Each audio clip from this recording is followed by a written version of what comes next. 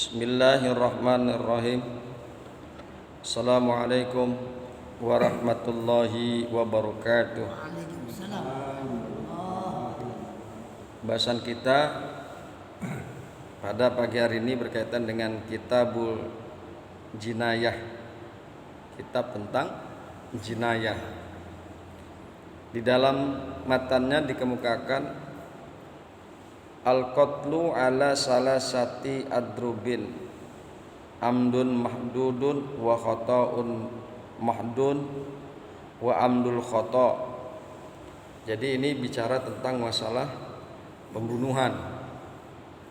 Bicara tentang masalah pembunuhan. Al-qatlu ala salasati adrubin. Pembunuhan itu terbagi 3 macam. Amdun mahdun, yang pertama sengaja betul-betul, benar-benar disengaja. Wa khata'un mahdun, kemudian yang kedua terluput benar-benar.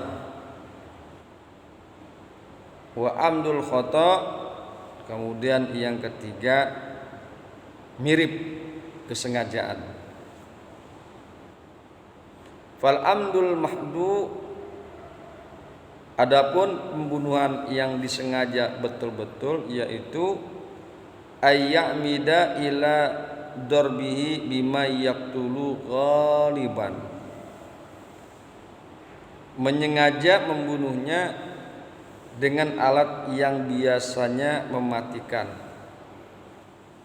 serta sengaja membunuh dengan senjata atau alat tersebut.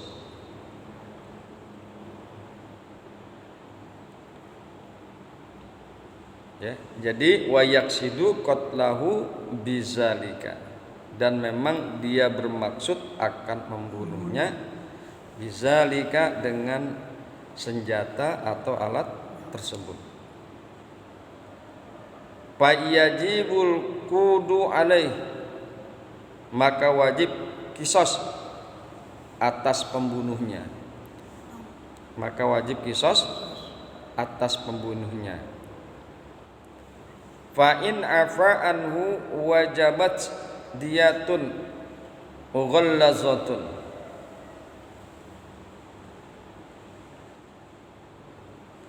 Kalau pembunuhnya diampuni, maka wajib membayar diat berat dengan tunai. Fa in afa anhu, maka jika pembunuhnya itu diampuni, wajabat diyatun mughallazatun, maka wajib membayar diat berat dengan tunai. Halatun bimalil qatil, dari harta si pembunuh. Kemudian kita akan coba lihat masalah dalilnya. Al-qatlu ala salasati adrubin, bermula pembunuhan itu terbagi 3 macam. Amdun mahdun, sengaja betul-betul. Wa khata'un mahdun, terluput betul-betul. Wa amdul khata'i, kemudian yang terakhir mirip kesengajaan. Fal amdul mahdu, adapun pembunuhan yang disengaja betul-betul, benar-benar disengaja, huwa ayyamida ila darbihi bima yaqtulu ghaliban fayaksidu qatlahu bizalika, yaitu menyengaja membunuhnya dengan alat yang biasanya mematikan, serta sengaja membunuh dengan senjata tersebut. Wa yaksidu qatlahu bizalika, sengaja tuh dia membunuhnya emang, kali ada masalah gitu, ya, sengaja orang tuh dihabisin dengan alat tersebut.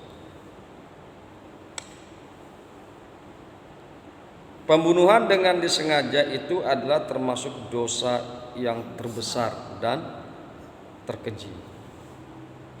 Dia masuk dalam kategori pembunuhan yang terbesar dan terkeji. Hal ini berdasarkan pada firman Allah Subhanahu wa taala, "Wa may yaqtul mu'minat muta'ammidan fajazaohu jahannam khalidan fiha wa ghadiballahu alaihi wa la'anahu wa a'adda lahu azaban azima." Ini tertuang di dalam surat An-Nisa ayat 93. Dan barang siapa yang membunuh seorang mukmin dengan sengaja, maka balasannya ialah jahanam. Kekal ia di dalamnya dan Allah murka kepadanya dan mengutukinya serta menyediakan azab yang sangat besar baginya. Siksanya sangat luar biasa. Allah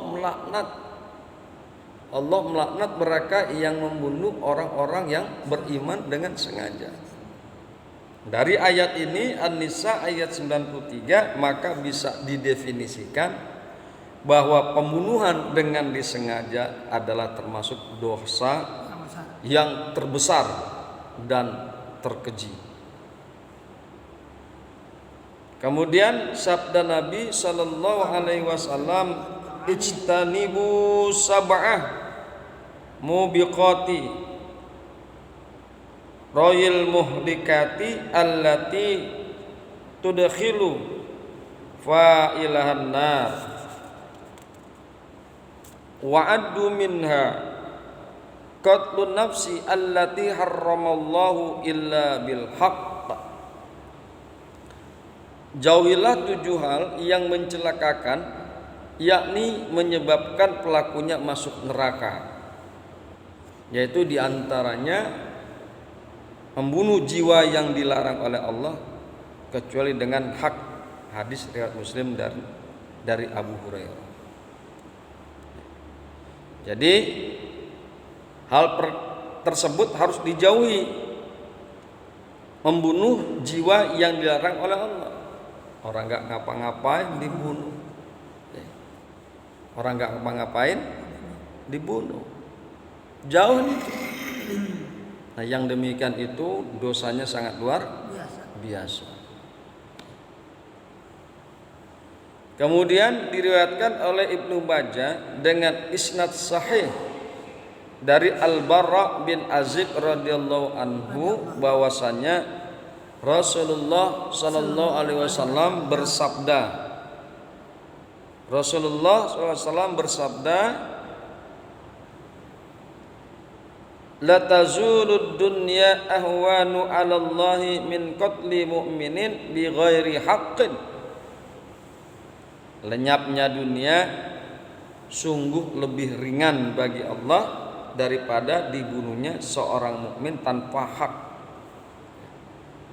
Hadis riwayat At-Tirmizi dan lain-lain dari Ibnu Umar radhiyallahu anhu. Kemudian masih banyak lagi nas-nas yang menceritakan, baik berupa nas Al-Quran maupun hadis, yang menceritakan hal-hal seperti ini. Intinya bahwa membunuh dengan sengaja dan memang dia bermaksud membunuhnya dengan alat yang bisa dan biasa membunuh, maka orang tersebut dimurkai oleh Allah dan masuk dalam kategori dosa yang terbesar. Contoh alat yang bisa membunuh seperti pistol, dan lain sebagainya, senjata api dan lain sebagainya. Jadi orang-orang yang demikian maka Allah laknat dan masuk dalam kategori mendapatkan dosa yang terbesar dan terkeji. fayajibul qudu alaih, maka jika terjadi hal yang demikian, melakukan pembunuhan dengan sengaja betul-betul, wajib kisos atas pembunuhnya. Wajib kisos atas pembunuhnya. Dikisos itu. Dikisos.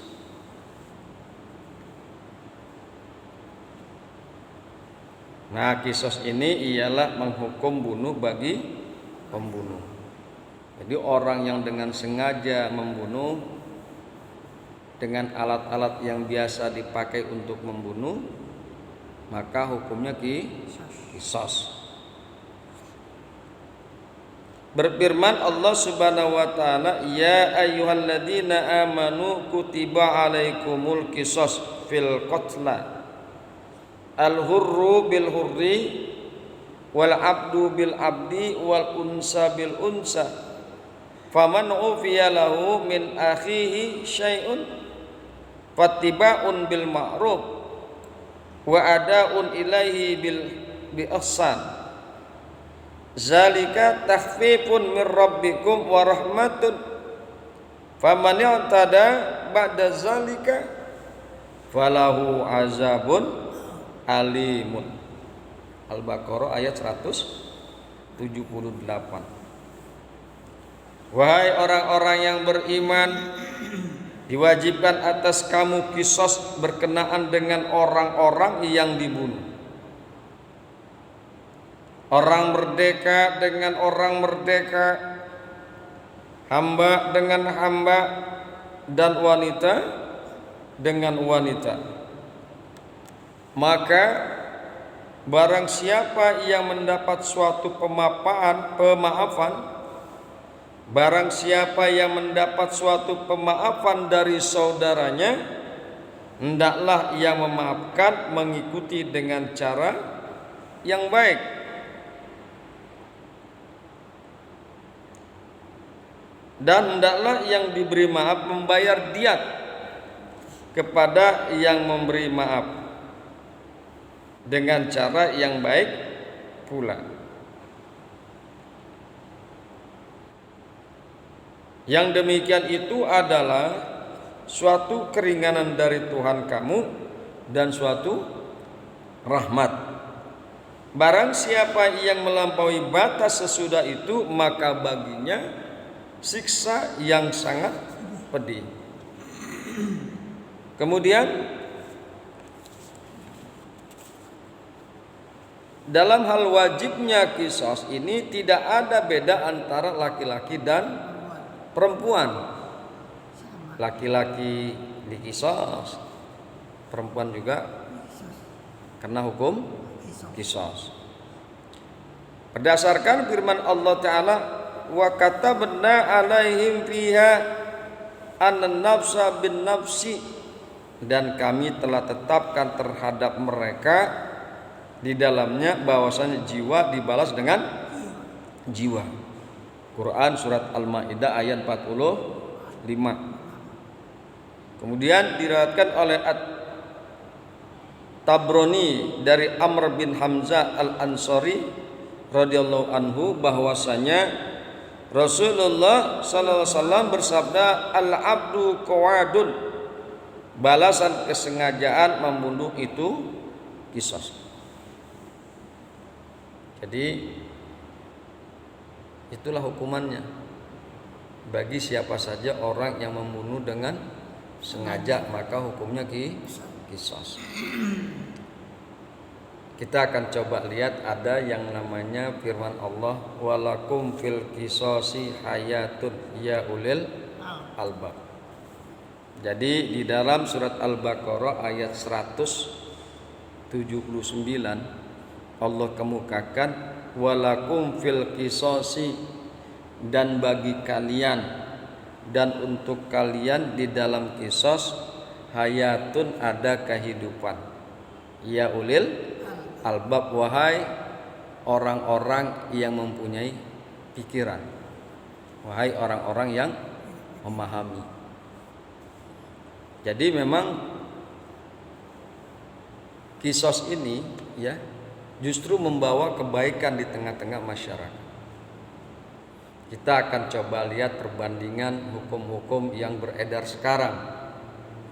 Hukum-hukum tentang masalah kriminalisasi seperti masalah pembunuhan. Makin hari pembunuhan itu semakin merajalela. Semakin banyak. Padahal hukum telah ditentukan. Di negara tersebut. Tapi pembunuhan dengan sengaja semakin hari bukan semakin berkurang, semakin hari malah semakin banyak.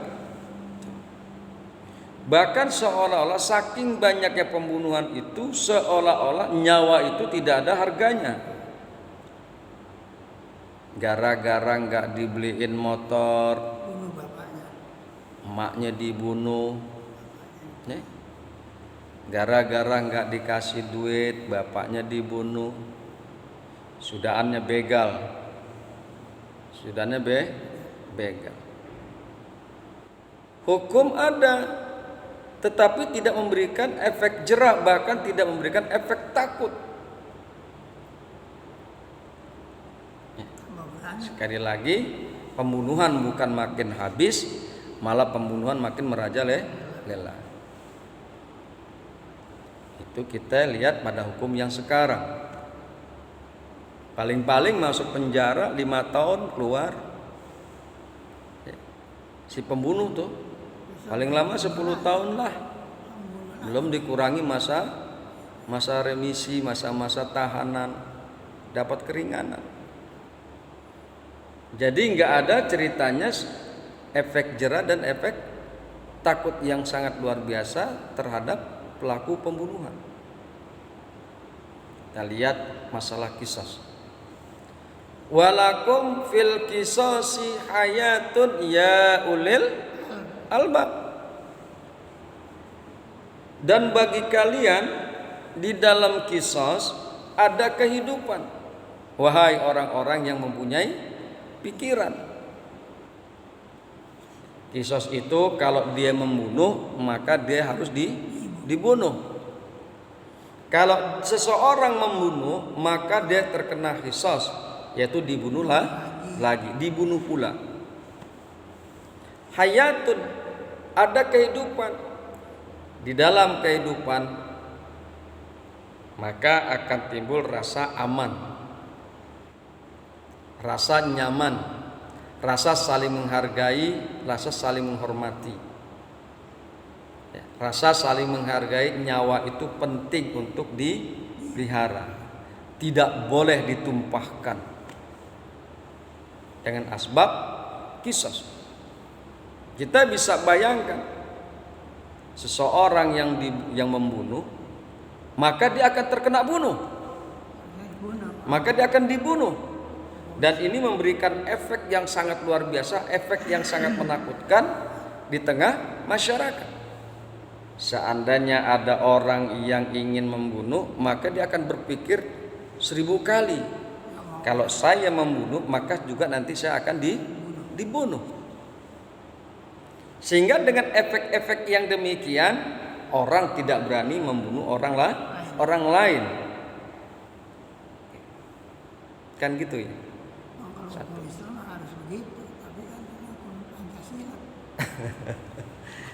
Sehingga orang menjadi khawatir, menjadi takut yang sangat luar biasa. Sekali lagi, jika dia membunuh dengan sengaja, maka hukumannya dia akan dibunuh.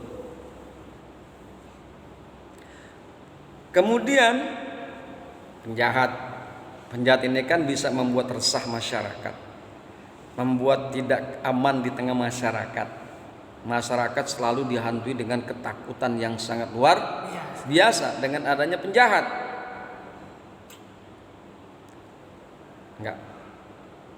Enggak tanggung-tanggung tuh penjahat, ya. Enggak segan-segan untuk membunuh orang lain. Penjahat tersebut kemudian ditangkap. Dan dia terkena hukum qisas. Karena dia membunuh, maka dia juga harus dibunuh. Dengan dibunuhnya penjahat yang sangat sadis, maka masyarakat itu menjadi aman. Enggak ada lagi orang jahat. Dengan dibunuhnya penjahat yang sadis, yang tega membunuh, dengan dia dibunuh, maka masyarakat itu menjadi tentram. Tidak ada lagi yang ditakutkan. Karena penjahat yang sangat ditakutkan telah mati dibunuh asbab kisos. Jika terjadi hal-hal seperti itu, jika terjadi kisos, maka terjadilah keamanan dan ketentraman di tengah-tengah masyarakat. Terjadilah keamanan dan ketentraman di dalam satu wilayah. Makanya Al-Quran mengemukakan di dalam 179 Al-Baqarah, walakum fil qisosi hayatun, dan bagi kalian di dalam kisos ada kehidupan. Ya ulil albab, wahai ulil albab. Enggak dipakai yang lain tuh, yang dikemukakan ya ulil albab, wahai orang-orang yang mempunyai pemikiran, yang punya pikiran. Jadi kalau orang-orang yang enggak punya pikiran, enggak akan sampai ke ayat ini. Al-Baqarah ayat 179. Hanya orang-orang yang mempunyai pemikiran saja yang bisa memahami walakum fil qisasi hayatun. Hadirin, inilah bahasan kita pada pagi hari ini, insyaallah. Nanti akan kita lanjutkan masalah yang kita bahas pagi hari ini. Masih ada beberapa dalil yang harus kita kemukakan. Kita bermohon pada Allah Subhanahu wa taala, mudah-mudahan kampung kita, wilayah kita terbebas daripada orang-orang yang jahat, orang-orang yang bengis, yang tidak segan-segan untuk membunuh orang lain. Jadilah kampung kita, wilayah kita baldatun thayyibatun wa rabbun ghafur, kampung yang aman, wilayah yang aman, wilayah yang sejahtera, wilayah yang bahagia bagi warganya. Assalamualaikum warahmatullahi wabarakatuh.